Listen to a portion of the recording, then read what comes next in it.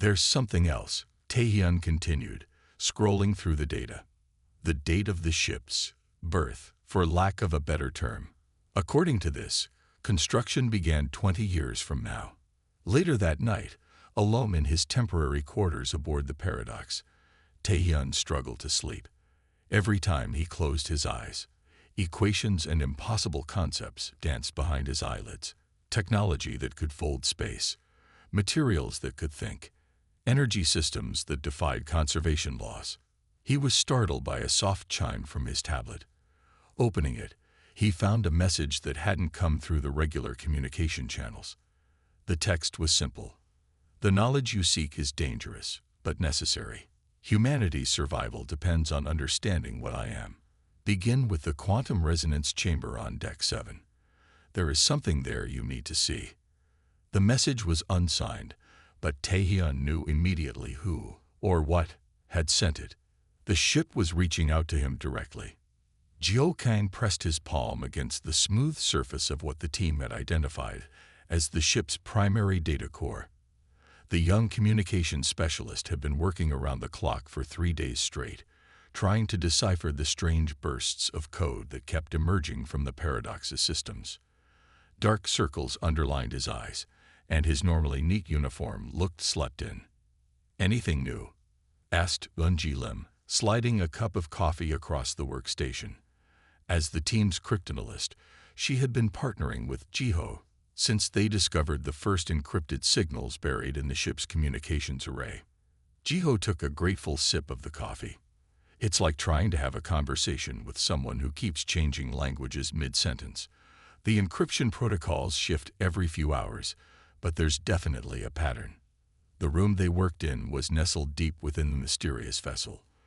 Unlike the engineering sections with their imposing machinery, or the bridge with its dramatic holographic displays, the communications hub was almost austere. Curved walls of matte black material surrounding a central pillar that pulsed with soft blue light. Workstations positioned around the pillar displayed cascading streams of symbols and code. "I think it's testing us," Eunji said, twirling a stylus between her fingers. "Giving us increasingly complex puzzles to see if we're smart enough to understand the real message." "If that's true, we're failing the test," Jiho sighed. Director Song is getting impatient. The military representatives are pushing for faster results. Eunji lowered her voice. "You've heard the rumors, right? About what they found in the weapons bay?" Jiho nodded grimly. The previous day, technicians had activated what appeared to be a targeting system. It had immediately identified every Confederation defense platform, classified military installation, and hidden strategic resource within 50 light-years, including sites that were supposed to be completely undetectable. The ship knew everything about them, which raised uncomfortable questions about who had built it and why. "We need a breakthrough," Joe muttered, turning back to his screen. He began running another decryption algorithm on the latest data packet.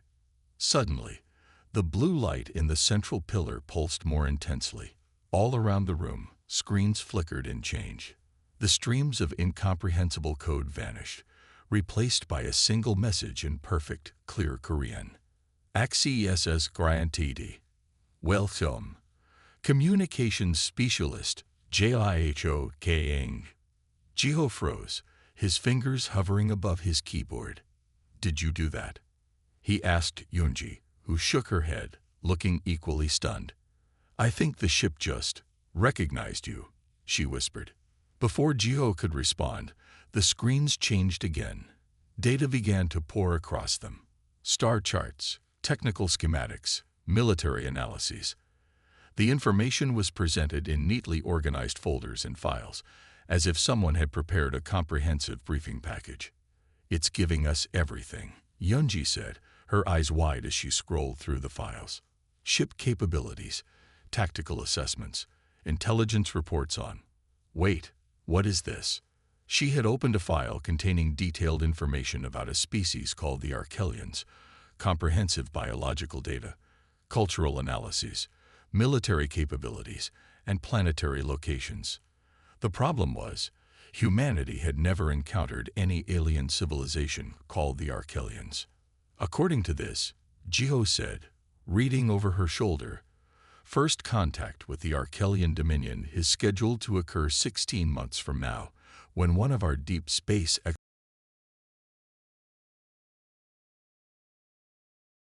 The aliens laughed at humans again. Ambassador Ju Park tried to stay calm as he walked through the big alien meeting place.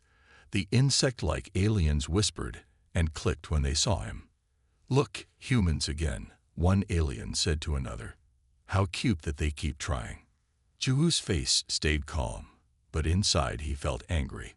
3 years had passed since Earth met aliens, and things were getting worse. The Galactic Confederation had 27 different alien groups. All of them had traveled in space for hundreds of years. They saw humans as simple and not important. Admiral Daehyun Kim stood next to Ju. He was the leader of Earth's space defense. His back was straight, and his face showed no emotion. "I won't let them talk down to us again," Daehyun said quietly. "We need to be patient," Ju reminded him. "We need their help for our Mars base." They waited for a long time. Finally, their meeting host arrived. Director Molves was a strange blob-like alien who moved like thick water. The alien's body had no solid shape. "My Earth friends, welcome." Molves's voice sounded fake-friendly. "Do you need more time for your safety rules? Or maybe help with your slow spaceships?" Ju took a deep breath. Every meeting was the same. The aliens treated human concerns as small problems. They called human requests too early. They questioned everything humans discovered or learned. During the meeting, Ju mentioned some strange energy readings near Saturn. When he showed the data, Director Molves's body shook in a way that meant laughter. "Your tools must be broken," Molves said. "There's nothing important out by Saturn." The meeting ended badly. Humans got nothing they asked for. The aliens promised to think about helping later. On the trip back to Earth, Admiral Daehyun stood alone in his room. His face showed he had made an important decision. He took out a special communication device that no alien could track. He pressed his thumb on the screen, and it lit up with a secure connection. "This is Admiral Kim," he said in a firm voice. "Start Protocol Olympus. I repeat, Protocol Olympus is now active." The people listening on the other end didn't ask questions. They simply said, "Understood, Admiral. Protocol Olympus is now active." Daehyun put the device away and looked out the window at the stars. For 20 years, humans had prepared in secret. While the aliens watched Earth and laughed, humans had built something that would change everything. "Let them mock us now," he whispered to himself. "Soon they'll understand." Back on Earth, deep underground, computers began working. Secret messages went out to hidden bases across the solar system. In the rings of Saturn, where the aliens said nothing existed, lights began to turn on inside an asteroid that was not really an asteroid. The humans had fooled everyone. And now, after years of planning and building in secret, it was time to show the galaxy what humans could really do. 20 years before the aliens officially met humans, Dr. Yunjin Cho sat alone in her small lab. It was 3 in the morning when her computer made a strange sound. She had been looking for radio signals from space, hoping to find alien life. "That's not a natural pattern," she whispered, looking at the screen. The signal repeated exactly the same way over and over. Something intelligent had made it. Yunjin called her boss right away. Within days, government agents came to her lab. Within weeks, world leaders met in secret. "We are being watched," the President of the United States told the other world leaders. "We need to prepare, but we must do it in secret." For the first time ever, all countries on Earth worked together on one big project. They called it Project Olympus. They chose Saturn's rings as the perfect hiding place. The rings had thousands of ice chunks and rocks. No one would notice if one big asteroid was actually hollow inside. Taehyun Choi was one of the first engineers picked for the project. A government agent came to his apartment one night. "We need your skills." the agent said, "but no one can know where you're going." "What about my family?" Taehyun asked. "They will be told you died in an accident," the agent explained. "But really, you'll be building humanity's greatest project." Taehyun thought about it for only a minute before he agreed. Like him, thousands of Earth's smartest people made the same choice. Doctors, engineers, soldiers, farmers, teachers, they all died in fake accidents. Then they went to work inside the asteroid. Year after year, they dug deeper into the rock. They built living spaces, farms, factories, and labs. They created a small city inside the asteroid. They called it Olympus Station. 50,000 people lived there.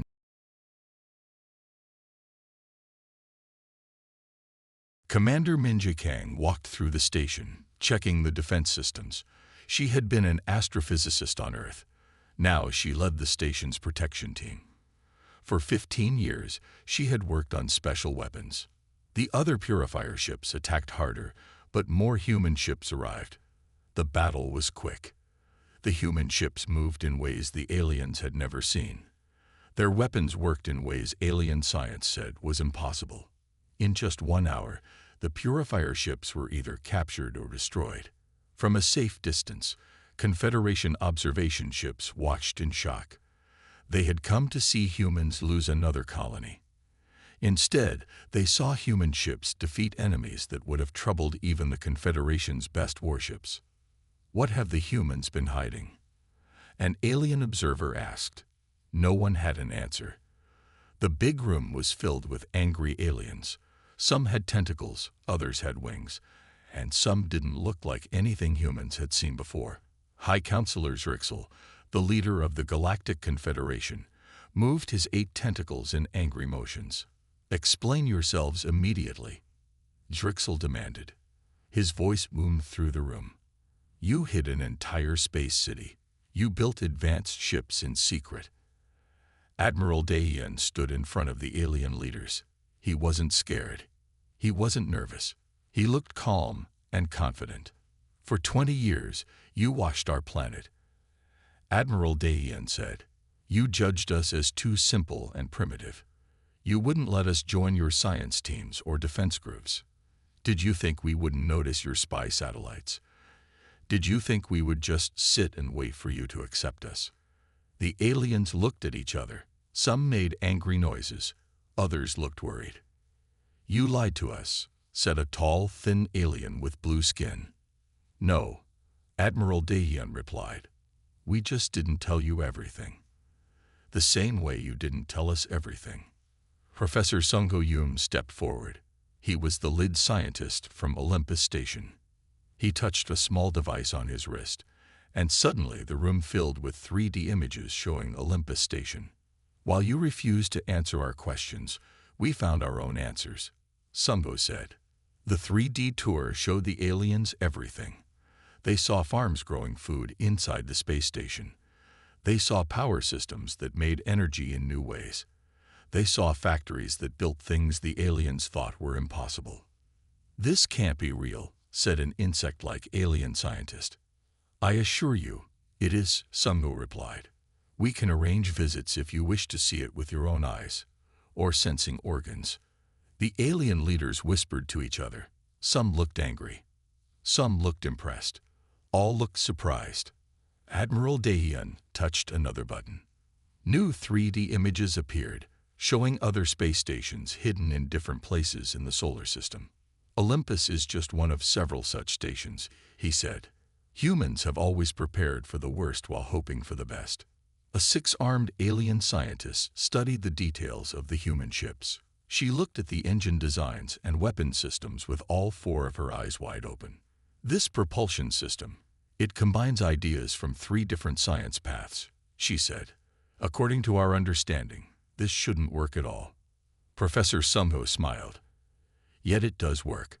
Humans are good at connecting ideas that others miss." The 6-armed scientist looked at her fellow aliens. They mixed magnetic field theory with quantum tunneling and gravity manipulation. No single species in the Confederation has done this before.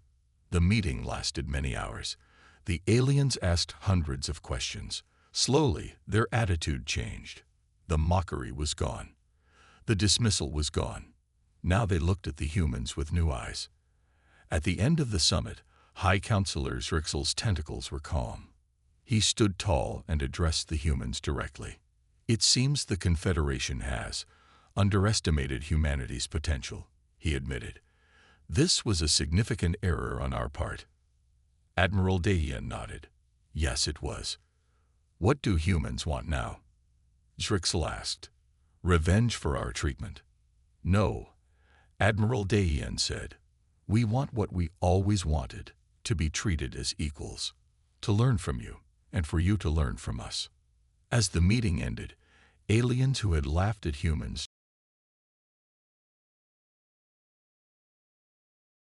Commander Minja Kang walked through the station, checking the defense systems. She had been an astrophysicist on Earth. Now she led the station's protection team. For 15 years, she had worked on special weapons. The other purifier ships attacked harder, but more human ships arrived. The battle was quick. The human ships moved in ways the aliens had never seen. Their weapons worked in ways alien science said was impossible. In just 1 hour, the purifier ships were either captured or destroyed. From a safe distance, Confederation observation ships watched in shock. They had come to see humans lose another colony. Instead, they saw human ships defeat enemies that would have troubled even the Confederation's best warships. What have the humans been hiding? An alien observer asked. No one had an answer. The big room was filled with angry aliens. Some had tentacles, others had wings, and some didn't look like anything humans had seen before. High Counselor Zrixel, the leader of the Galactic Confederation, moved his 8 tentacles in angry motions. Explain yourselves immediately, Zrixel demanded. His voice boomed through the room.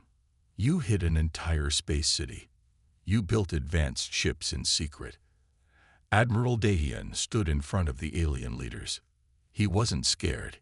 He wasn't nervous. He looked calm and confident. For 20 years, you watched our planet, Admiral Dahian said. You judged us as too simple and primitive. You wouldn't let us join your science teams or defense groups. Did you think we wouldn't notice your spy satellites? Did you think we would just sit and wait for you to accept us? The aliens looked at each other. Some made angry noises. Others looked worried. You lied to us, said a tall, thin alien with blue skin. No, Admiral Dahian replied. We just didn't tell you everything. The same way you didn't tell us everything.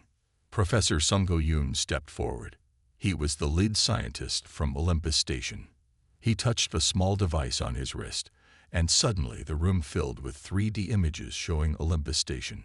While you refused to answer our questions, we found our own answers, Sungho said. The 3D tour showed the aliens everything. They saw farms growing food inside the space station. They saw power systems that made energy in new ways. They saw factories that built things the aliens thought were impossible. This can't be real, said an insect-like alien scientist. I assure you, it is, Sungho replied. We can arrange visits if you wish to see it with your own eyes, or sensing organs. The alien leaders whispered to each other. Some looked angry. Some looked impressed. All looked surprised. Admiral Dahian touched another button. New 3D images appeared, showing other space stations hidden in different places in the solar system. Olympus is just one of several such stations, he said. Humans have always prepared for the worst while hoping for the best. A 6-armed alien scientist studied the details of the human ships. She looked at the engine designs and weapon systems with all 4 of her eyes wide open. This propulsion system, it combines ideas from 3 different science paths, she said. According to our understanding, this shouldn't work at all. Professor Sungho smiled. Yet it does work. Humans are good at connecting ideas that others miss.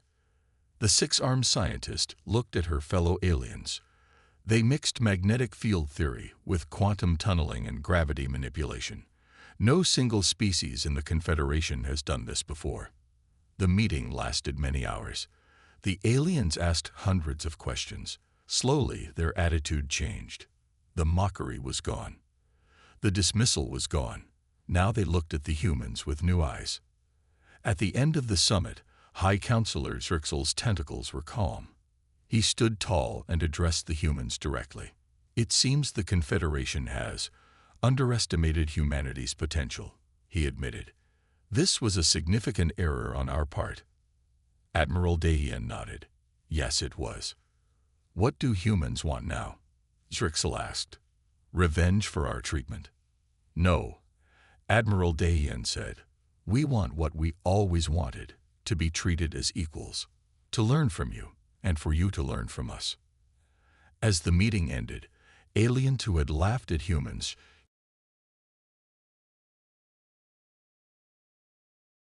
what humans had done in secret had changed everything.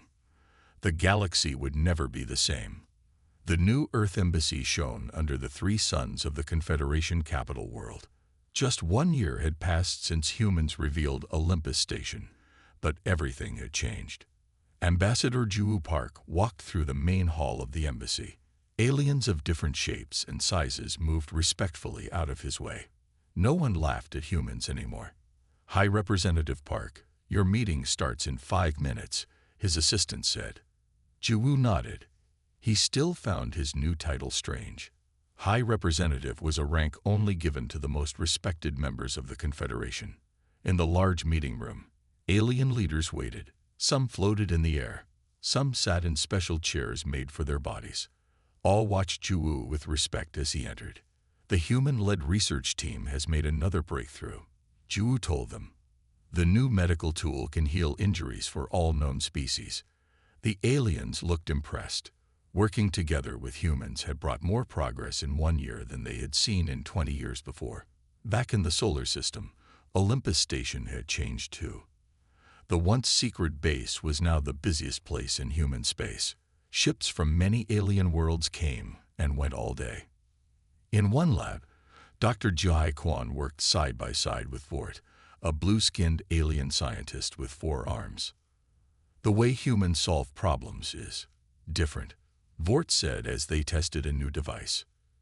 Your minds jump from one idea to another in ways we don't. Jihai smiled. We make connections that might seem strange at first. It would take my people centuries to think the way you do, Vort admitted. Working together, we can do amazing things. On Mars, the colony that was once attacked had been rebuilt bigger and better.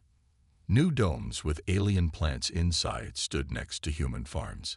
The colony hosted the first big cultural event between species. Inside the main dome, alien visitors tried human food, listened to human music, and looked at human art. Humans learned alien songs and games. I never thought I'd see a day like this, said Juno, the Mars colony director, watching alien children play with human children. On Olympus Station's main deck, Admiral Dahian stood looking out the big window. His hair had more gray now, and he was thinking about retirement. The view outside showed ships from many worlds docking at the station. Commander Minje walked up beside him. Quite a view, isn't it? She asked. Yes, Dahian agreed. Hard to believe it's only been a year. Did you ever think we would end up here when we started Project Olympus? Minje asked. Dahian thought about it. I just hoped we would survive if things went badly, he admitted. This is much better than survival. Below them, in the central open area of the station, children played. Human children born on Olympus ran alongside the children of alien diplomats and scientists. Their different voices and laughs filled the air. The station that had once been humanity's biggest secret was now the place where humans and aliens came together. It was a bridge between different worlds. One small alien child fell while playing. A human girl helped her up. The alien child made a happy singing sound that meant thank you in her language. The human girl smiled. Dahian watched this simple moment and felt proud. Humans were no longer mocked or treated as less important. They had earned something better than just respect. They were now seen as special members of the galactic family, partners who brought new ideas that made life better for everyone. The future looked bright for Earth.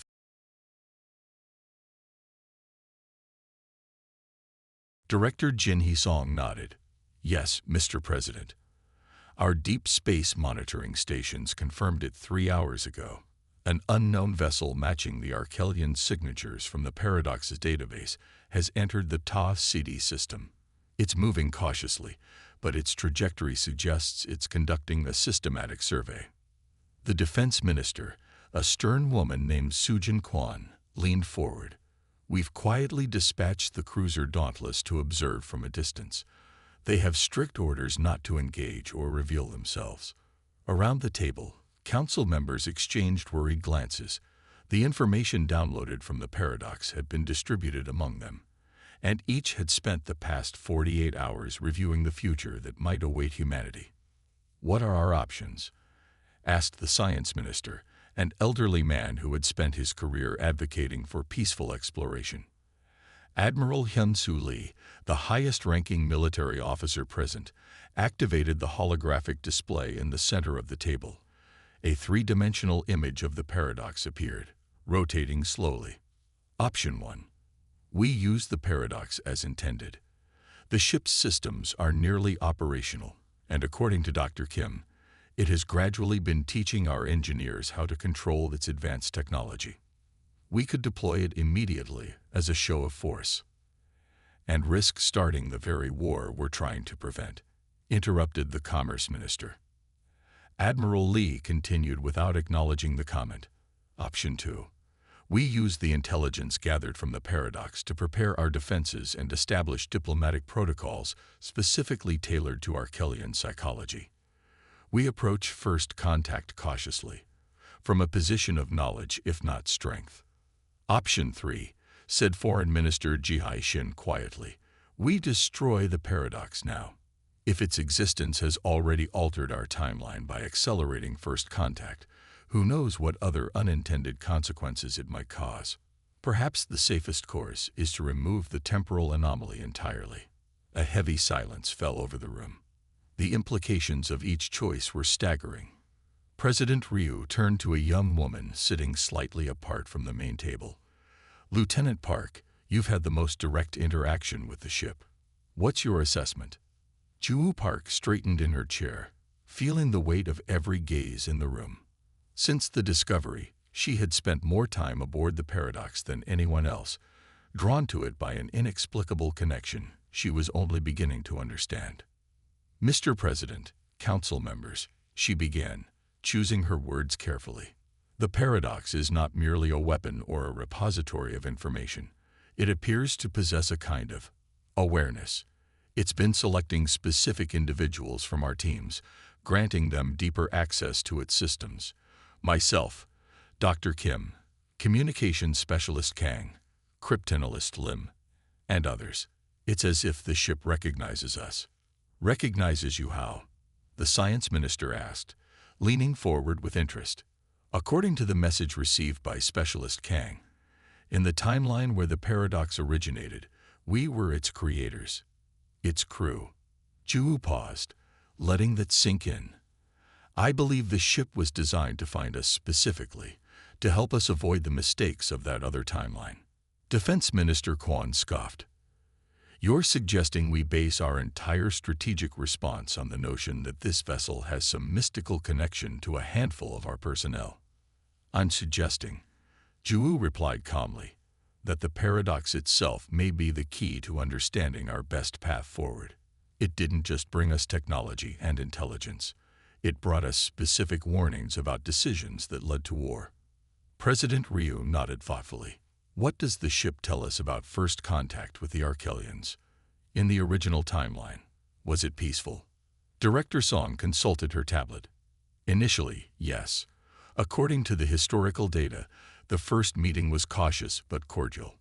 Relations deteriorated over the following decade due to resource competitions in shared border systems, cultural misunderstandings, and a series of escalating military incidents. So war wasn't inevitable, the foreign minister noted. It was the result of specific choices we can now avoid. Ju added. The Paradox has provided detailed analyses of Arkelian culture, biology, and psychology. Their concept of honor, their communication patterns, even their sensory perceptions differ from ours in ways that led to critical misunderstandings. The council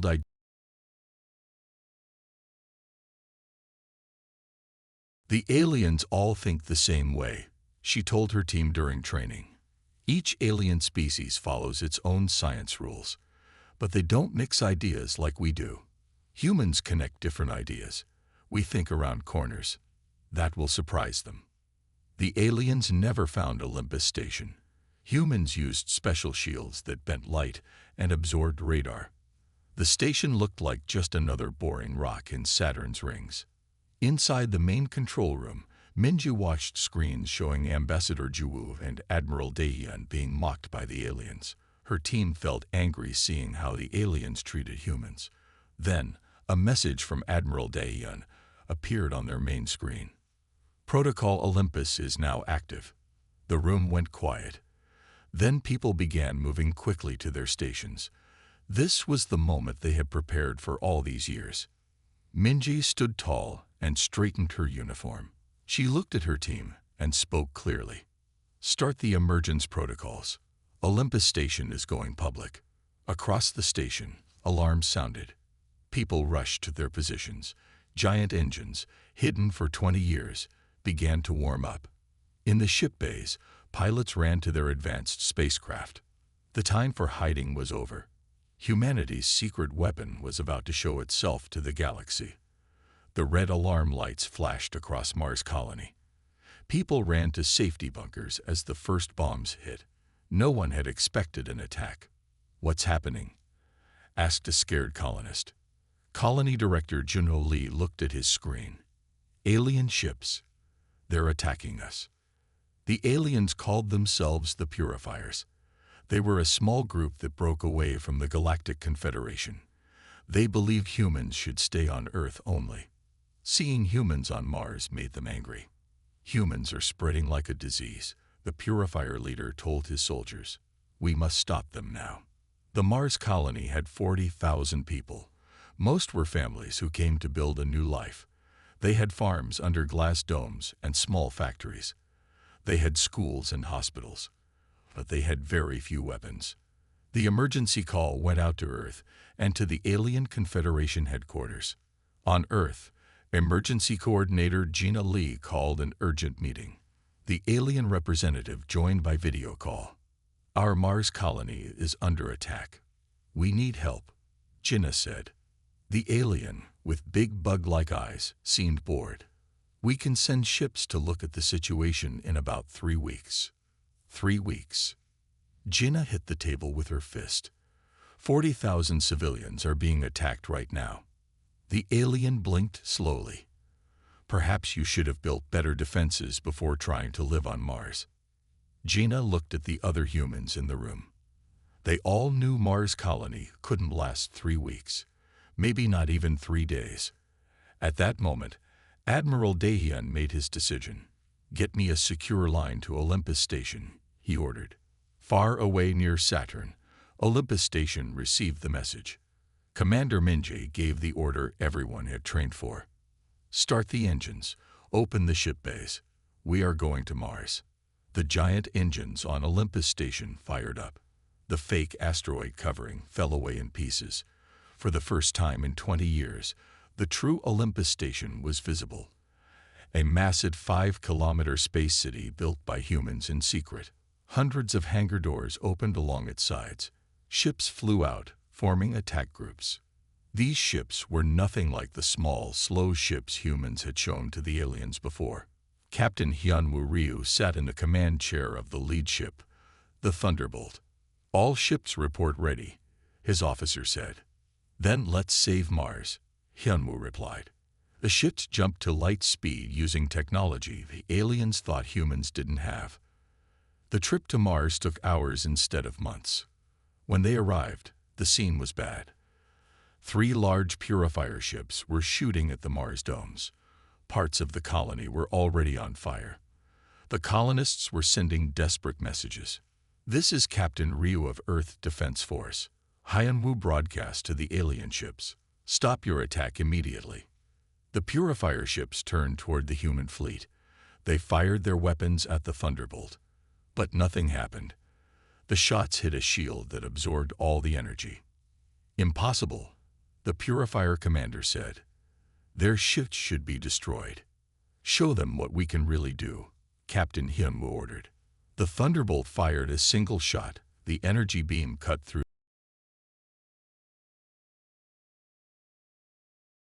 There's another factor to consider. The Paradox's weapon systems are beyond anything we've ever developed. If we chose to use the ship aggressively, we could potentially eliminate the Archelian threat before it ever materializes, or ensure that war becomes inevitable, countered the science minister. If our first action upon meeting a new species is overwhelming military aggression, how would that shape all our future encounters? The debate continued for hours, growing increasingly heated. Some council members argued for immediate military preparation, others for diplomatic initiatives based on the Paradox's cultural intelligence. The most cautious voices still advocated for destroying the ship entirely, fearing its temporal influence more than any alien threat. Throughout the arguments, Zhu remained silent, watching the holographic image of the Paradox rotate slowly above the table. Something about the ship called to her, a connection she couldn't explain but felt with absolute certainty. When the council took a brief recess, she slipped away to a private communication terminal and contacted the research team still aboard the mysterious vessel. Taehyun, she said when the engineer's face appeared on the screen, has there been any change in the ship's status? Dr. Kim looked exhausted but excited. Actually, yes.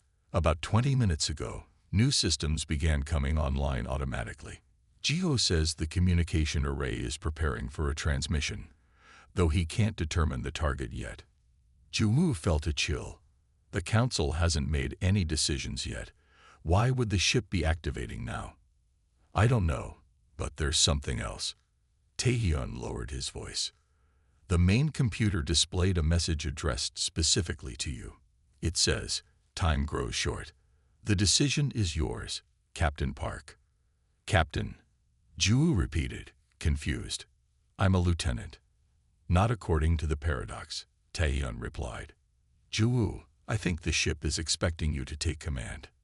When Juwu returned to the council chamber, the debate had devolved into circular arguments. President Ryu looked increasingly frustrated as ministers talked over each other, proposing ever more complex plans. Mr. President, Juwu said during a momentary lull, her voice stronger than she had intended. I need to share something with the council. All eyes turned to her as she described the ship's recent activation and the message addressed to her. It seems the Paradox has its own timeline, she concluded, and it's running out. President Ryu studied her face carefully. What are you suggesting, Lieutenant? Juwu took a deep breath. I'm suggesting that the ship chose us for a reason. Me, Dr. Kim, Specialist Kang, and the others. If the Paradox was sent back to find specific individuals, perhaps it's because we're meant to make this decision, not a council. The room erupted in outrage. Defense Minister Kwan was particularly vocal. This is absurd. You're proposing that a handful of junior officers and civilian scientists should determine the future of human-Archelian relations based on a message from a ship that shouldn't even exist. I'm proposing, Juwu replied steadily, that perhaps the lesson of the Paradox isn't about technology or tactical advantages. Perhaps it's about trust, about believing that our future selves knew exactly what they were doing when they sent this ship to find us. President Ryu raised his hand for silence. Lieutenant Park, what exactly are you asking for?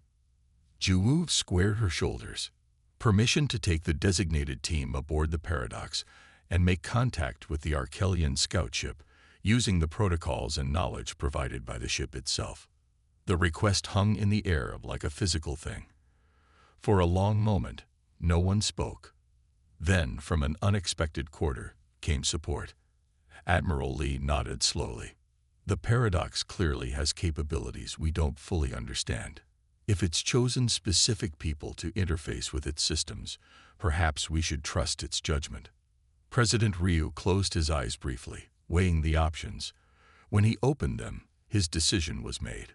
Lieutenant Park, you have 48 hours to prepare your team.